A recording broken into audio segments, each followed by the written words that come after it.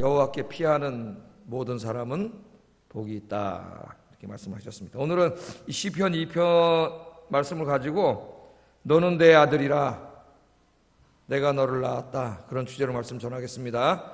아들만 하면 서운하니까 딸도 하겠습니다. 여기는 너는 내 자식이라 그런 말이죠. 너는 내 자식이다. 너는 내 딸이라 내가 너를 낳았다, 그런 주제로 말씀을 전하겠습니다. 우리 어렸을 때 이렇게 형제들도 많고 이렇게 있다 보면은 그런 생각을 한 적 있죠. 내가 진짜 엄마 아빠 아들 딸 맞나? 그런 생각을 한 적 있죠. 그러면 이제 형하고 언니 누나들이 뭐라 그래? 놀리느라고, 야 너 엄마가 낳지 않았어. 우리는 다 엄마가 낳았는데 너는 엄마가 다리 밑에서 주워왔어. 그렇게 놀리면은 동생이 그 얘기를 듣고 진짜인 줄 알고 심각해지죠. 아마 그런 경우 한 번씩 있을 거예요. 그럼 이제 막 울죠. 막 울어. 그럼 혼자 생각하는 거예요. 진짜 나 이거 우리 엄마가 안 낳았으면 어떡하지? 가만히 보니까 엄마랑 많이 닮은 것 같지도 않고 언니는 많이 닮았는데 나 진짜 주워왔으면 어떡하지? 막 심각해지죠. 그 이제 엄마 오시면 엄마한테 물어보는 거예요. 엄마, 나 엄마 딸 맞아? 엄마한테 물어보는 거예요. 야 무슨 말이야, 너 내 딸이지. 엄마 나 진짜 낳았어? 다리 밑에서 주워오지 않았어? 엄마 뭐라 그래요? 야 무슨 말이냐, 내가 너 배 아파서 낳았는데 너 내 딸이야. 그 말을, 너 내 아들이야. 그럼 그 말을 듣고 어때요? 그때부터 이제 내 정말 엄마 아들이구나, 엄마 딸이구나 확신이 생겨가지고 이 걱정이 싹 사라지고 자신 있게 엄마한테 이제 엄마 나 밥 줘, 엄마 나 용돈 줘, 막 그럴 수가 있잖아요. 아마 누구나 어렸을 때 그런 경험을 한 번씩 한 적이 있을 겁니다. 저희도 이제 막내 동생이 있는데, 여동생인데 나이가 많이 차나요. 저랑 한 8살 차이 나서 어렸을 때 너 주워왔다 그러니까 애가 진짜 심각해져가지고 어느 날 7살인가 먹은 놈이 보따리 싸가지고 어디로 집 나가더라고요. 진짜로. 너 어디 가냐? 그러니까 집 나간대. 엄마가 난 딸이 아닌데 집 나간다는 거예요. 그런 경험이 우리에게 있습니다. 자, 오늘 시편 2편이 어떻게 보면은 그런 말씀이다. 그런 말씀이다. 그런 생각이 듭니다. 시편 2편에서 강조하는 말씀은 우리가 다 하나님의 자식이라는, 하나님이 낳은 하나님의 자식이다. 오늘 하나님이 그러잖아요. 뭐라 그래요? 너는 내 아들이다. 너는 내 딸이다. 그 다음에 뭐라 그래요? 내가 너를 낳았다. 우리 엄마가 배 아파서 아기를 낳은 것처럼 하나님께서 우리를 낳았다. 오늘 그렇게 말씀을 합니다. 자, 그러니까 우리 아버지는 누구예요? 우리 아버지가 계세요. 하나님이 우리의 아버지시죠. 하나님이 우리의 아버지이기 때문에 우리는 하나님께 나가서 밥 달라 그럴 수도 있고, 일용할 양식을 주세요 하나님, 나 이렇게 힘듭니다 좀 도와주세요, 우리가 그렇게 얘기할 수 있잖아요. 여러분, 고아가 아니에요. 저도 이제는 부모님 다 돌아가시고 어머니 아버지 할 분이 없습니다. 그런데 매일 아버지 하고 있어요. 아버지하고 살고 있어요. 누구한테? 기도할 때 하나님 아버지 그러거든요. 하나님 아버지, 그리고 내가 힘든 일도 하나님 앞에 이야기하고, 필요한 것들도 이야기하고, 잘못한 것은 잘못했다고 이야기하고, 내 마음의 소원을 하나님께 다 아뢰죠. 그럼 우리 아버지가 어떻게 하세요? 아버지는 다 들어주시죠. 그 말씀을. 오늘 시편 2편이 그런 내용입니다. 그러니까 너는 내 아들이니까 고아처럼 그렇게 살지 말고, 아버지 없는 것처럼, 아버지 없는 자식인 것처럼 그렇게 살지 말고, 필요한 거 있으면 아버지께 구하라. 그러죠. 아버지께 구하면 하늘에 계신 네 아버지가 다 줄게. 그게 시편 2편의 말씀이에요. 전체적인 말씀입니다. 이 시편을 연구하는 사람들은 시편 1편하고 시편 2편을 150편의 시편 중에 시편의 서론이라고 그래요. 서론. 시편의 문을 들어가는 이제 대문과 같은 것이, 어떤 집에 들어가려면은 문을 열고 들어가야 되는데, 시편의 세계에 들어가, 시편에서 하나님 앞에 믿음의 시를 쓴 사람들의 그 신앙의 세계로 들어가기 위해서 들어가려면 1편과 2편의 문을 열고 들어가야 돼요. 그래서 1편과 2편이 다 뭐를 물어보냐면은 누가 복 있는 사람인가 물어봅니다. 누가 복 있는 사람인가? 그럼 우리는 보통 누구라 그래요? 돈 많이 번 사람, 성공한 사람, 저 출세에서 높은 자리에 올라간 사람, 공부 많이 한 사람, 남부럽지 않게 모든 거 갖고 사는 사람, 그런 사람이라 그러잖아요. 그런 사람 만나면 뭐라 그래요, 여러분? 아유, 복 많이 받으셨네. 그렇잖아요. 그죠? 아유, 복 많이 받으셨네요. 그러면 여러분 예수님 잘 믿고 신앙생활 열심히 하는데 경제적으로 좀 어렵게 사는 사람은 복 안 받은 사람인가요? 늘 기도하고 말씀 묵상하고 주님과 함께 이렇게 사는데 돈은 좀 없어. 그 사람 복 안 받은 사람인가요? 그 사람이 더 복 받은 사람이에요. 우리가 이제 이 복의 개념을 바꿔야 돼요. 그래서 시편 1편은 누가 복 있는 사람이라 그래요? 하나님의 말씀을 주야로 묵상하는 사람, 그 말씀대로 살려고 애쓰는 사람, 그 사람이 복 받은 사람이에요. 여러분, 하나님 앞에 복 받은 사람은 그 사람이에요. 주의 말씀을 주야로 묵상하고 그 말씀대로 살려고 애쓰는 사람, 그 사람은 시냇가에 심겨진 나무가 시절을 쫓아 과실을 맺으며 그 잎사귀가 무성함같이 영육간의 그 인생이 시냇가에 심겨진 나무처럼 된다는 거죠. 그게 1편이에요. 그럼 2편은 뭐냐? 2편은 제일 마지막에 뭐라 그래요? 누가 복 있는 사람이라 그래요? 시편 2편에서는 우리 아버지가 하나님임을 깨닫고 내가 고아가 아니고 하늘에 내 아버지가 있다는 것을 깨닫고 그 아버지를 의지하고 사는 사람, 그 사람이 복 있는 사람이라는 거예요. 이게 1편, 2편이 합쳐집니다. 이래서 복 있는 사람이 누구냐? 하나님 말씀을 사랑하여 주야로 그 말씀을 묵상하는 사람, 내가 고아가 아니라 하늘에 내 아버지가 있다는 걸 알고 그 아버지 하나님 의지하고 기도하며 사는 사람, 그 사람이 누구예요? 복 있는 사람이에요. 복 받은 사람이에요. 그런 관점에서 볼 때 여러분들은 복 받은 사람입니까? 여기 아멘이 돼야 복 받은 사람이에요. 돈 많다고 복 받은 사람이 아니에요. 돈 많고 큰 집에서 살아도 주의 말씀을 주야로 묵상하지 않고 하나님 의지하지 않고 돈 의지하고 세상 의지하고 사는 사람은 복 받은 사람이 아니에요. 하나님하고 상관없는 사람이에요. 하나님하고. 자, 오늘 이 편은 바로 누구예요? 내가 고아가 아니라 하늘에 내 아버지가 있다. 내 아버지가 하나님이시다. 그거를 확신하고 하나님 아버지 의지하고 사는 사람, 평생을. 그 사람이 복 있는 사람이다. 왜 복 있는 사람이냐? 그 아버지가 어떻게 우리가 구하는 것을 다 주시기 때문에 그 사람이 복 있는 사람입니다. 여러분이 그런 복 있는 사람이 되기를 주의 이름으로 축복합니다. 자, 시편 2편 이제 말씀으로 한번 좀 들어가 보겠습니다. 말씀으로. 자, 시편 2편은 나는 그 시편 연구가들이 제왕시라 그래요. 제왕시. 왕을 노래하는 그런 시다. 그런 이야기입니다. 우리는 왕 그러면 부정적인 마음이 있어요. 정치인, 권력자, 그럼 벌써 권력을 남용하고 불의를 행하고 타락하고 이런 정치적인 의미를 가지고 있는데 이 성경에서 이스라엘의 특별히 왕은 하나님의 대리자예요. 하나님을 대신해서 하나님의 백성들을 다스리는 자예요. 하나님의 사자예요. 하나님의 사자. 자, 이 시편 2편 말씀을 보면은 이 말씀은 언제 이 지어진 시냐면은 새 왕이 즉위할 때, 이제 왕이 바뀌잖아요. 새 왕이 즉위할 때 혹은 민족적인 위기에 직면해 있을 때, 그때 부르던 노래가 이 시편 2편입니다. 자, 이스라엘은 누구예요? 하나님의 언약 백성입니다. 하나님께서는 이스라엘의 왕을 향하여 나의 아들이다. 나의 아들이다. 그 말은 원래 하나님 이스라엘의 왕을 향하여, 우리나라의 대통령을 향하여 하나님 내 아들이다 그러지는 않죠. 그러나 이스라엘의 왕을 향하여 내 아들이다 그랬고, 이스라엘 백성들을 향하여는 내 장자다 그래. 내 장자, 내 장자다. 하나님 그렇게 말씀을 하셨습니다. 지금 하나님의 백성들을 하나님을 대신하여 다스리는 이 사명을 맡은 새로운 왕이 이제 즉위하는 날이에요. 즉위하는 날. 그래서 그 왕을 위하여 이 부르는 노래입니다. 이 시편이 역사가 항상 보여주는 것처럼 한 나라의 왕권의 교체 시기는 상당히 혼란스러운 시기고 상당히 위험한 시기예요. 주변에 있던 적대국들이 어리숙하고 새로 등극하는 왕이 어떤 자인지 시험해 보려고 군사적인 침략을 할 수도 있고 그런 위기의 때입니다. 아마 지금 그런 배경 속에서 이 시편이 노래가 됐습니다. 자, 시편 2편을 한번 보세요. 1절을 한번 읽어보겠습니다. 1절 시작.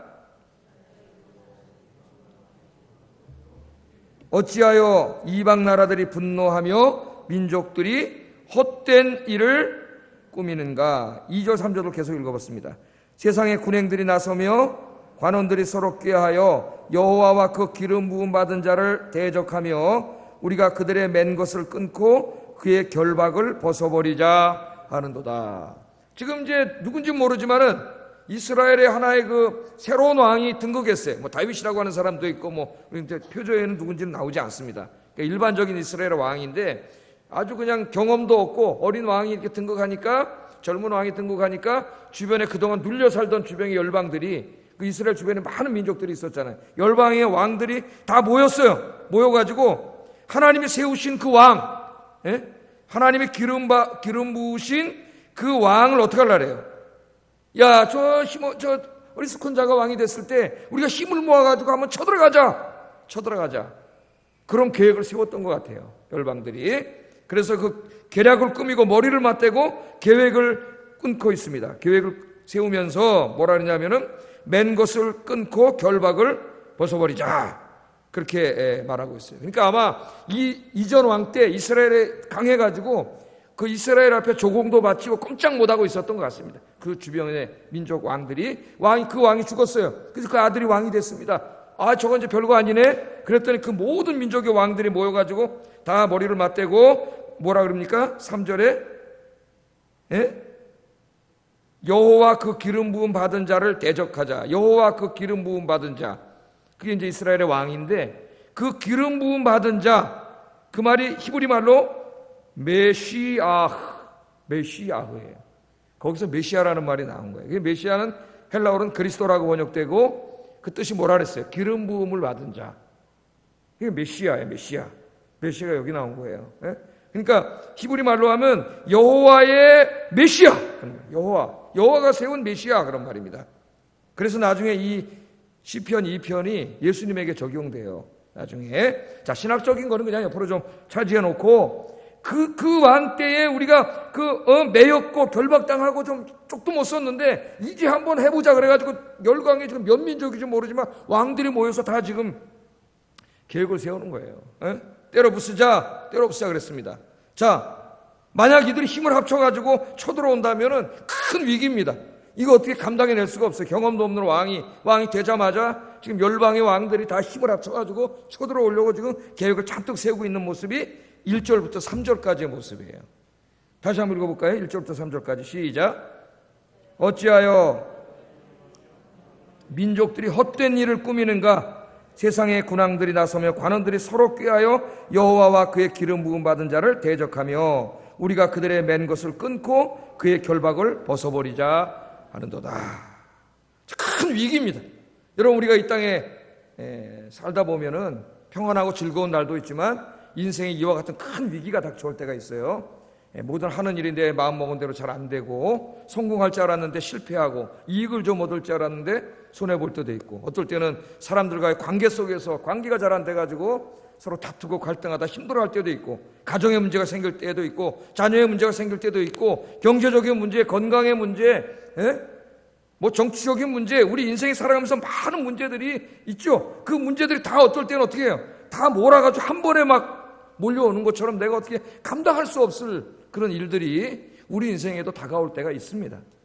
그럴 때가 있어요. 지금 아마 개인적으로 보면 그런 때가 아닌가. 그때 믿음이 없는 사람은 뭐만 봐요? 그 대적들만 보는 거죠. 대적들만 바라보는 거예요. 이 세상의 일만 바라보는 거예요. 내 인생을 짓누르고 있는 인생의 문제들만 바라보는 거죠.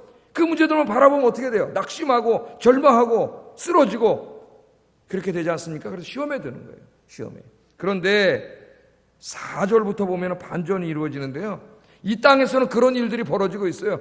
하나님이 기름 부음을 받은 이 메시아, 기름 부음 받은 자, 하나님의 백성들이 저들에 의해서 곧 죽을 것 같습니다. 이제 멸망할 것 같아요.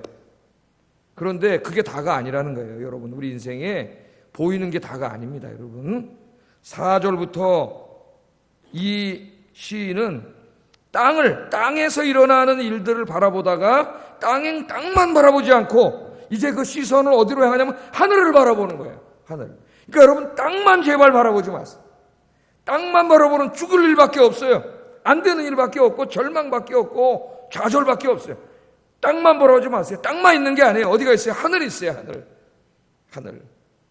하늘에 누가 계신가 한번 보겠습니다. 5절 6절 시작. 주께서 그들을 비웃으시리로다. 그때 분을 바라며 진노하사 그들을 놀라게 하여 이르시기를 내가 나의 왕을 시온에 세웠다 하시리로다. 아멘. 자, 그 열방의 왕들이 모여가지고요, 왕들이 몇 명이 모였는지, 6명인지 7, 8명인지 모여가지고, 자, 저 새로운 신빙 왕이 됐을 때 우리 군대 모아서 쳐들어갑시다. 그리고 계획을 세우고 계셔요. 그 계획을 세우는지는 아무도 몰라. 그런데 누가 보고 계세요? 하늘에서, 예? 하늘에서 하나님이 떡 보고 계신 거예요. 하나님, 예? 하나님이 보고 계세요. 다 보고 계시면서 하나님 뭐라 그래요? 하늘에 계신 이가 웃으시며, 이놈들 잘들 놀고 있다. 하나님 웃고 있다는 거예요. 하나님 바라보고 있는지도 모르고 그러고 있는 거야, 그들이. 하나님이 하늘에서 득 쳐다보고 계시는데, 아이고 이놈들 잘들 놀고 있네. 예? 이런 어리석은 놈들, 감히 내가 기름 부음 받아 세운 내 아들을 너희들이 해친다고? 그런 말이죠, 하나님이. 그래서 그 다음 말씀이 뭐예요? 주께서 그들을 비웃으시리로다. 너희들이 힘을 합쳐가지고 내가 기름 부음 부어서 세운 내 왕, 내 아들을 해야 한다고? 에? 하나님 웃으면서 비웃으신다 그랬어요. 해할 수 있어요, 없어요? 해할 수 없어요. 왜? 하나님이 지켜주시는데 저들이 어떻게 해할 수가 있습니까? 에? 해할 수 없어요. 그래서 하나님 뭐라 그래요? 그때에 분을 바라며 하나님이 진노하사 그들을 놀라게 하신다 그랬습니다. 하나님 역사하셔요. 그리고 하나님 말씀하시기를 내가 나의 왕을 시온에 세웠다. 저 시온은 예루살렘 성이죠. 그 예루살렘 성에다가 세운 저 왕은 그냥 인간들이 세운 게 아니라 누가 세웠어요? 내가 세웠다는 거예요. 내가. 예? 내가 세워서 내 메시아로 내 아들로 거기다 내가 세워놨는데 누가 감히, 너희들이 감히 모여가지고 저 왕을 해야 한다고? 하나님이 하늘에서 웃으시리로다. 그렇게 말합니다. 여러분 힘든 일이 있을 때 땅만 바라보지 말고 하늘을 바라보시기 바랍니다. 하늘을 바라보는 게 뭐예요? 기도하는 거예요. 여기다만 바라보면 죽을 일밖에 없어요. 하늘을 바라보면 살 길이 보입니다. 누가 보여요? 거기 누가 계세요? 하나님의 보좌가 있고 하나님이 보좌에 앉으셔서 온 세상을, 인간의 역사를 통치하고 계시는 줄로 믿습니다. 지금도 하늘 보좌에 하나님이 계세요. 이 땅에서 일어나는 일, 그게 다가 아닙니다. 이 땅에 사람들이 계획을 세우고 음모를 꾸미고 뭐 전쟁을 계획하고 그런 게 다가 아니에요. 그 모든 것 지네들이 했다고 될 수 있는 일이 아니에요. 하나님이 허락하지 않으면 아무 일도 일어나지 않아요. 하나님이 지켜주시면 그 사람은 절대 아무도 해할 수가 없어요. 오늘 하나님이 비웃으시잖아요.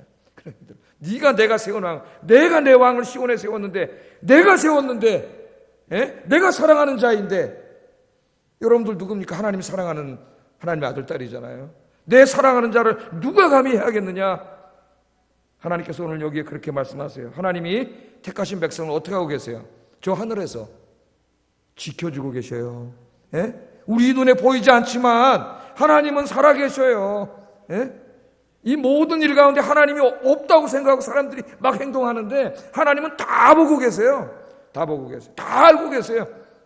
그 하나님은 천지를 창조하신 전능하신 하나님이에요. 말씀 한마디면 다 이루어지는 그런 하나님이 다 보고 계시고 지켜주세요. 그래서 나중에 시편 한참 뒤로 가서 121편에 보면은 이런 것들을 삶 속에서 깨달은 사람들이 간증을 하지 않습니까? 간증 읽어보겠습니다. 시작.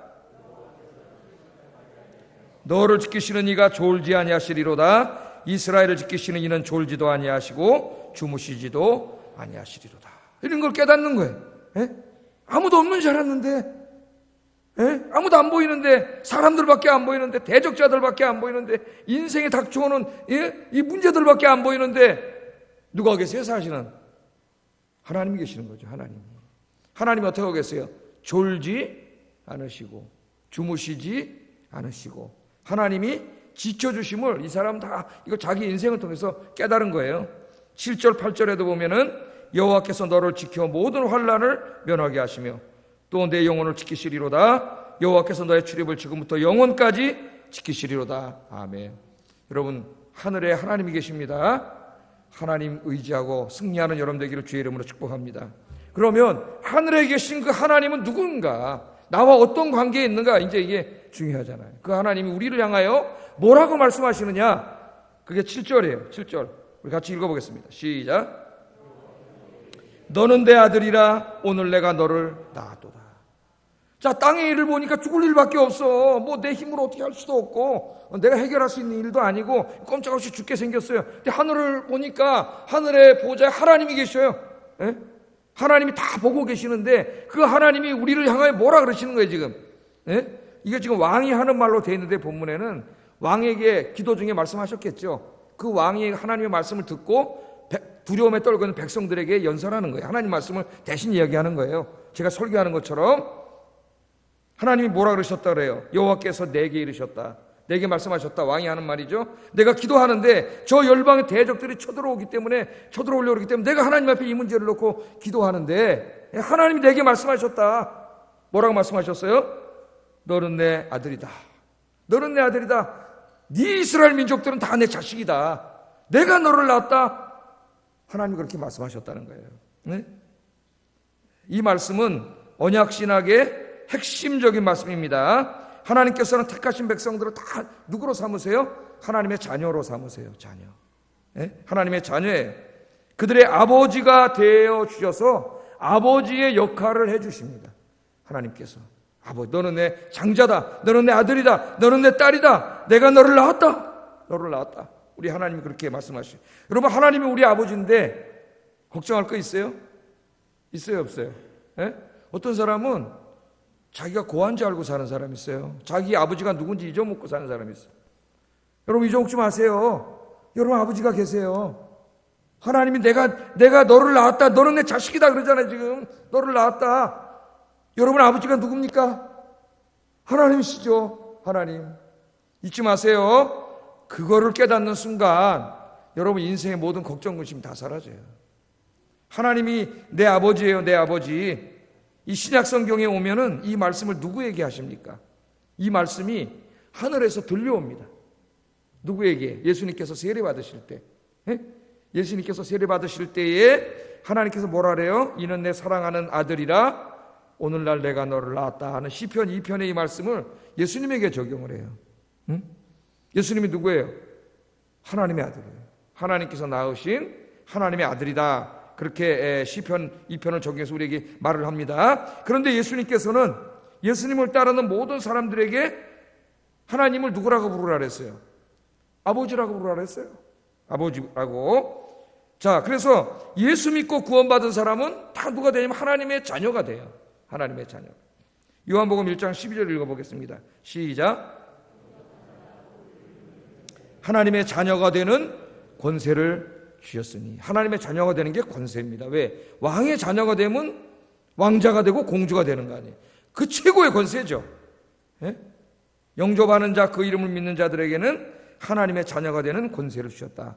그러므로 오늘 지금 다윗에게 하신, 다윗은 아닌지 모르지만 저 다윗이라고 생각을 하는데, 이 너는 내 아들이다, 내가 너를 낳았다 하는 말씀, 또 예수님에게 너는 내 아들이다, 너를 낳았다 하시는 이 말씀은 누구에게 해당되는 거예요? 오늘 예배 드리시는 예수 믿고 구원받아서 주님을 영접함으로 하나님의 자녀가 된 여러분에게 해당되는 거예요.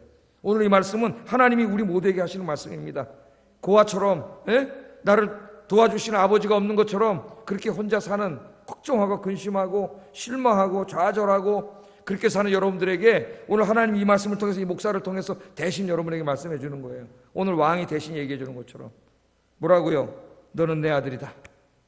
너는 내 딸이다. 그렇게 말씀해 주는 거예요. 오래전 생각이 납니다.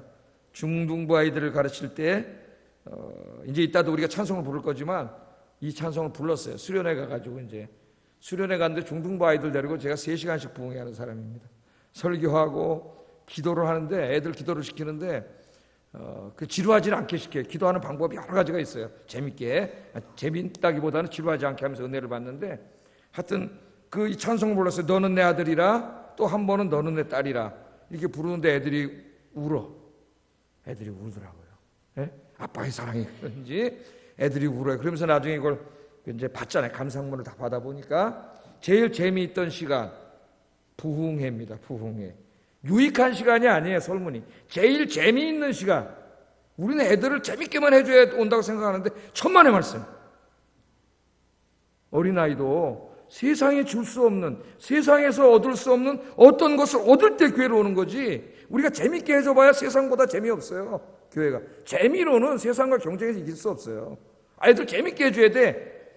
물론 재미도 있어야 됩니다. 인간이기 때문에. 그러나 우리의 중심은 거기에 있으면 안 돼요. 세상에 줄 수 없는 걸 줘야지. 교회가 재미는 텔레비 보면 더 재밌어요. 재미로 경쟁을 하면은 그 다음 두세 주 나오다 안 나와요. 애들 텔레비전 보지 안 나와요. 애들하고 노는 게 더 재밌고 인터넷하고 게임하는 게 더 재밌어요. 그러나 그런 거 하면 마음이 공허해. 걔들도 알아요. 그런데 교회 가서 예배 드리고 말씀 공부하고 설교 들으면 뭔가 세상이 줄 수 없는 엄청난 평안과 기쁨이, 영적인 이 갈증이 해결되는 이런 거를 교회에서 줄 수 있을 때 애들이 교회 오는 거예요. 중학교 애들이.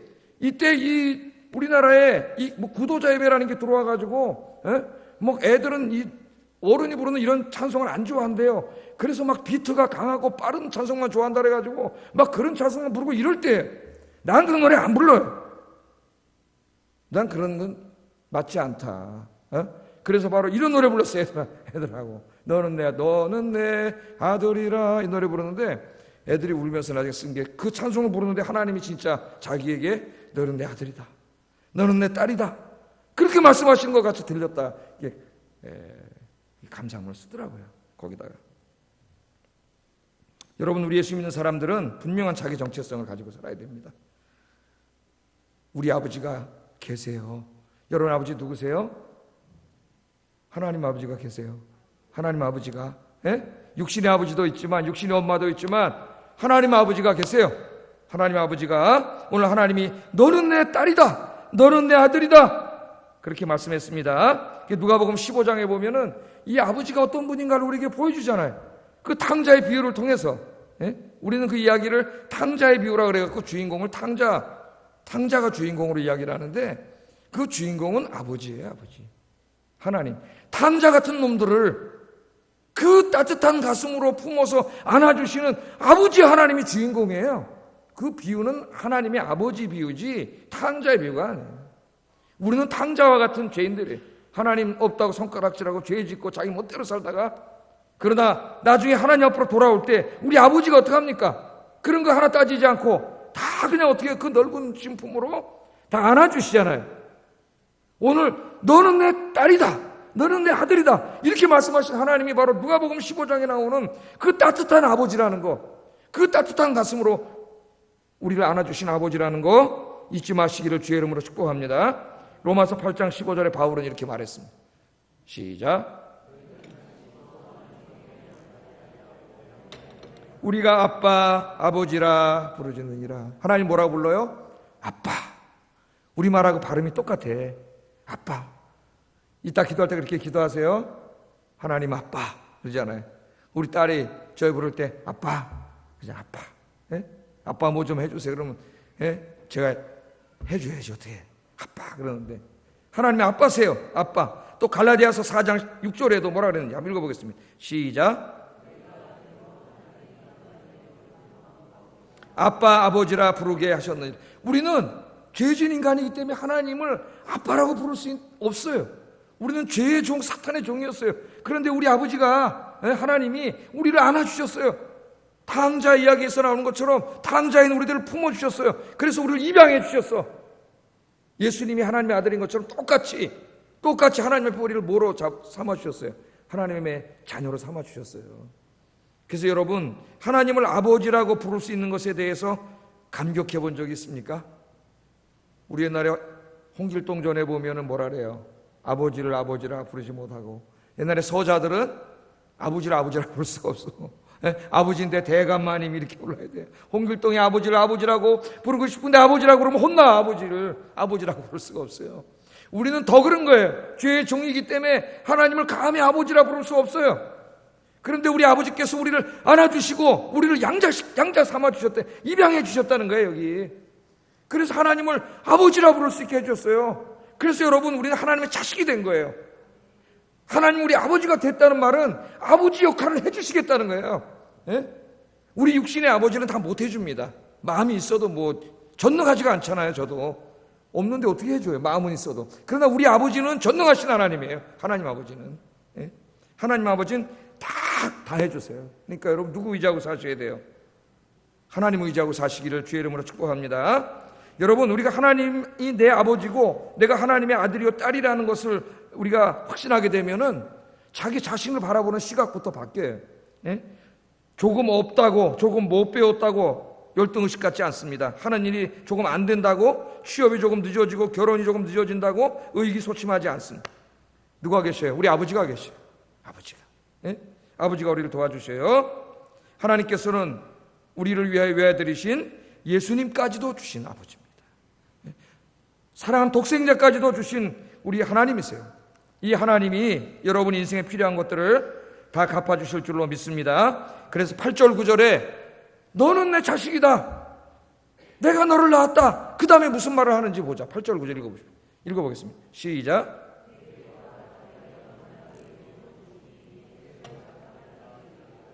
예. 아멘. 아멘.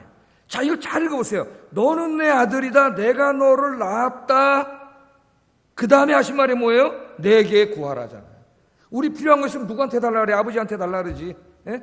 아버지한테 달라 그러고 엄마한테 달라 그러잖아요. 내가 너희 아버지야.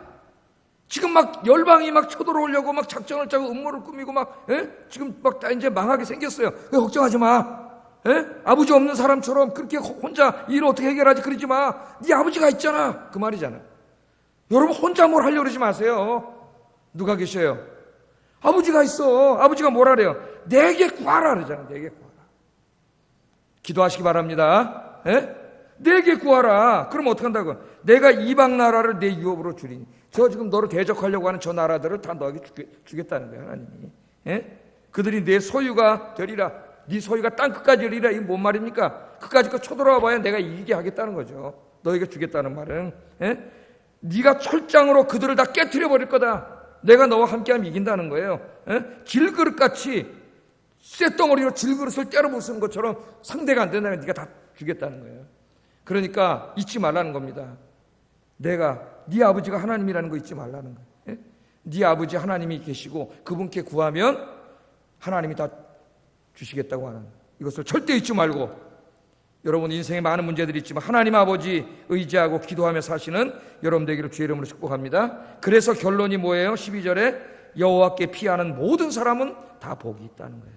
이 사실을 깨닫고 하나님 아버지가 계시는구나, 하나님이 내 아버지구나, 이걸 깨닫고 그분께 내 인생의 모든 문제를 구하는 자, 그분께 나가서 기도하는 사람, 그 사람이 복 있는 사람이다. 그 사람이. 여러분은 이런 의미에서 복 있는 여러분 되기를 주의 이름으로 축복합니다. 우리 찬송 하나 부르고 기도하겠습니다. 이 말씀을 노래로 만든 찬송이 있어요. 그래서 우리가 이 찬송을 우리가 힘차게 부르고 우리 같이 이 말씀을 생각하면서 하나님 앞에 기도하기를 원합니다. 힘들고 지쳐 낭망하고 넘어져 일어날 힘 전혀 없을 때에 조용히 다가와 손잡아 주시며 나에게 말씀하시네. 너는 내 아들이라. 오늘날 내가 너를 낳았다. 우리 찬송 부르겠습니다. 가사를 생각하면서, 말씀 생각하면서.